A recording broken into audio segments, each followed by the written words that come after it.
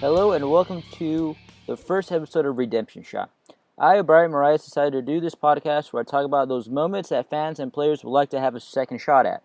I will cover everything from missed free agent signings to missed easy points that ruin dynasties. This is about how or why mistakes happen. Sometimes there is miscommunication or there is a pattern of not being clutch going all the way back to high school for some players. No man is an island, and a lot of times we will come to learn here on Redemption Shot that sometimes losing is a team effort. Therefore, I want to start big, and today, Scott Norwood gets his redemption shot. Can you imagine living with what Scott Norwood has to live with today? Wherever Scott Norwood goes, no matter what he does, family, friends, media, anybody in the supermarket, anybody in the restaurant, they're going to talk about Super Bowl XXV, that kick. That's it. That was Mike Beebe talking about Scott Norwood, who is from Alexandria, Virginia. Scott Norwood played football and soccer at James Madison University. After graduating from there in 1982 with a degree in business, Scott began his professional football career in the USFL for the Birmingham Stallions, who, fun fact, technically the Birmingham Stallions were the first professional football team to draft Jerry Rice. Rice was drafted first overall in the 1985 USFL draft. After the USFL collapsed, which will be a whole another episode, Scott Norwood signed with the Buffalo Bills and beat out Todd Scalapoli, who was raised in Buffalo, New York, and also kicked barefoot. In 1991, the Buffalo Bills, coached by Marv Levy, played against the underdog New York Giants, who were coached by Bill Parcells and had a young Bill Belichick as their defensive coordinator in Super Bowl XXV. Now, Super Bowl XXV was played in Tampa Stadium in Tampa, Florida, which had a grass field as opposed to AstroTurf that the Bills were used to playing in Rich Stadium, now named Bill Stadium. In the 1990 NFL season, Scott Norwood made 69% of his field goals. However, he wasn't automatic on grass. Al Michaels explained. Scott Norwood, not a lot of range, and on grass fields in his career, 1 for 5 from 40 yards plus. 8 seconds left. No good. Wide right. So before Scott Norwood got the chance to line up for a kick, the Buffalo defense managed to force the Giants to punt. However, on the previous drive, Buffalo was forced to punt after the defense let the Giants use up 7 minutes and 32 seconds of game clock and kick a field goal, giving the Giants a 20-19 lead. Both Bill Parcells and Bill Belichick outcoached Buffalo. The Giants had a power football offense, and both Bills knew they could use that against Buffalo. Marv Levy had Jim Kelly run this explosive no-huddle offense that would gas defenses. Most notably, the Los Angeles Raiders had to call a timeout during the first drive of the AFC Championship game to slow down Buffalo. The first drive, by the way, ladies and gentlemen, 3 minutes into the game, and Raiders head coach Art Shell calls timeout to slow Jim Kelly down. Buffalo would go on to win the game 51-3. The Giants were going into Super Bowl XXV with their backup quarterback, Jeff Hostetler. So not only do the Giants have to deal with a high-powered offense, but their regular starter quarterback, Phil Simms, is not available. He went out with a broken foot against Buffalo during the regular season. So it's easy to see why the media said Buffalo would be able to handle a Giants team with a backup quarterback. Buffalo had a stellar defense led by Hall of Famer Bruce Smith. However, Bill Belichick just schemed better with his defense and was able to slow Jim Kelly down. Bill Belichick would drop 8 or 9 guys into coverage and give Jim Kelly all the time in the world to read the defense and throw the ball if he can find someone open. If a receiver was open, there would be 2 or 3 defenders ready to knock the ball out of the receiver's hands. Buffalo failed to prepare. Oh boy, hearts beat faster in Buffalo. This shot will be 47 yards. Right, waiting for the snap, puts it down on the way. It's long enough, and it is no good. He missed it to the right with 4 seconds to play. That was Buffalo's own legendary sports radio announcer, Van Miller. So now we know the outcome, but as I mentioned before, losing is a team effort. Here are Scott Norwood's redemption shots. First and foremost, Buffalo got the ball back at their 10-yard line with 2 minutes and 16 seconds remaining to go in the game. To go 90 yards in about 2 minutes is possible. However, when you're Jim Kelly and run the K-Gon offense, it is implied that you're going to go 90 yards in less than 2 minutes and score. Jim Kelly managed to get Buffalo to the Giants' 29-yard line, which returned into a 47-yard field goal attempt. That obviously didn't cut it, mostly because the drive consisted of scrambles by Jim Kelly and runs by running back Thurman Thomas. Scrambles and runs take time off the clock, not to mention that Jim Kelly let the clock run for about 8 seconds before finally spiking the ball. That was a huge mistake.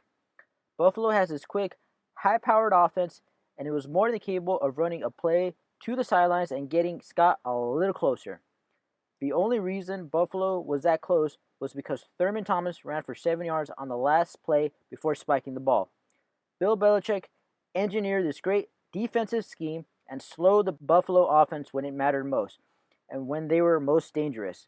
The Giants had the ball for 40 minutes and 33 seconds in the game, while Buffalo only had the ball for 19 minutes and 27 seconds.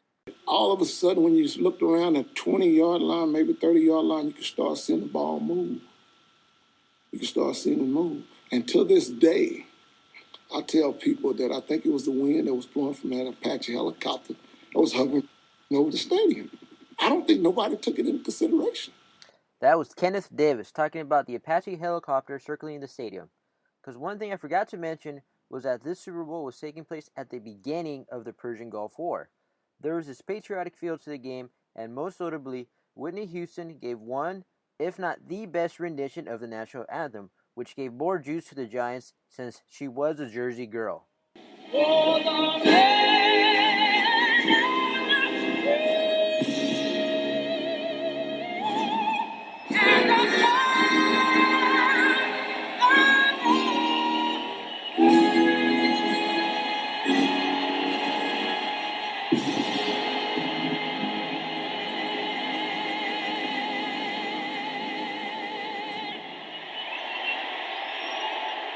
Working backwards, in the third quarter, the Giants faced 4 third downs in one drive.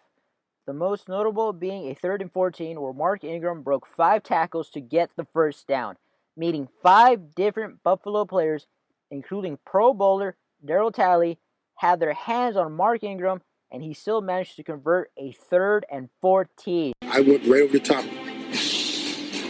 I just about took his head off, but I accept responsibility for missing it. I wish I could have every one I missed back, but that one more so than any other. Now in the second quarter, the Giants had the ball at their own 7-yard line. Quarterback Jeff Hostetler scrambled and was sacked in the end zone by big bad Bruce Smith. Now a sack or tackle in the team's own end zone is a safety, which is worth 2 points. Had Bruce Smith been able to strip the ball out of Hostetler's hand, then it very well may have been a touchdown for Buffalo. That too turns into 6 and 7 with the extra point. Let's say Hostetler did fumble the ball and Bruce Smith recovered it in the end zone. Instead of a 12-10 Buffalo lead heading into halftime, it is a 17-10 Buffalo lead, assuming the extra point is good. If that is the case, then the Giants don't have the luxury of a 9-minute and 29-second drive to start the second half. 12-10, Bill Parcells is probably sticking with the game plan. Slow the game down, kick the field goal, and take the lead. Down 7, field goals ain't going to cut it, especially if you're going to give the ball to Jim Kelly. Come out in the second half and take a 9-minute drive and don't take the lead, then you're conceding control to Buffalo. Score is 24-20 in the fourth quarter if the Giants stick to the game plan. Granted, Hostetler and the Giants were able to march 87 yards downfield in 3 minutes and 18 seconds and score a touchdown right before halftime. However, that is Buffalo's game plan. They wanted the shootout. They came prepared for the shootout. Bill Belichick knew that, and he knew how to slow the game down. Had Buffalo won the game, I don't think they have that fire and that grit to get back to Super Bowl XXVI. I do think they see the Cowboys again in Super Bowl XXVII. I think that game would have been more competitive since Buffalo now has confidence. I think the AFC isn't waiting until Super Bowl 32 for their first Super Bowl victory of the decade, let alone their first Super Bowl victory since Super Bowl XVIII. Now, granted, there are some other things that happened in the game that could have changed the game, but those are the big three for me. The drive, the third down conversion, and the safety that could have been a touchdown. Scott Norwood, like a lot of other kickers, are easy scapegoats in the NFL. Sometimes it is the kicker's fault. Other times it's the linebacker for missing the tackle, the quarterback for bad field position, or the coach's fault for being out-coached. However, eventually, everyone will get their redemption shot. Nice to benefit others and teach them some life lesson, but I never saw that I'd be able to do that through this kick. Of course, if you're to do something like that, then you have to continually go back there, immerse yourself in it, and use the word failed. And I don't really see it that way. I'm more of a logical stand back. I did the best I could. Didn't work out. Missed it, but I didn't fail. Well, thank you for listening, and even bigger thank you for making it all the way through. It's my first episode, so give me some time to get warmed up. Leave a rating, comment if you're on YouTube. Leave a comment on why you disagree, and we can debate on YouTube. And yeah, stick around more. I'll have a lot more redemption shots, from basketball to even rugby to soccer, racing, you name it. There's a redemption shot everywhere. Thanks, guys. Bye.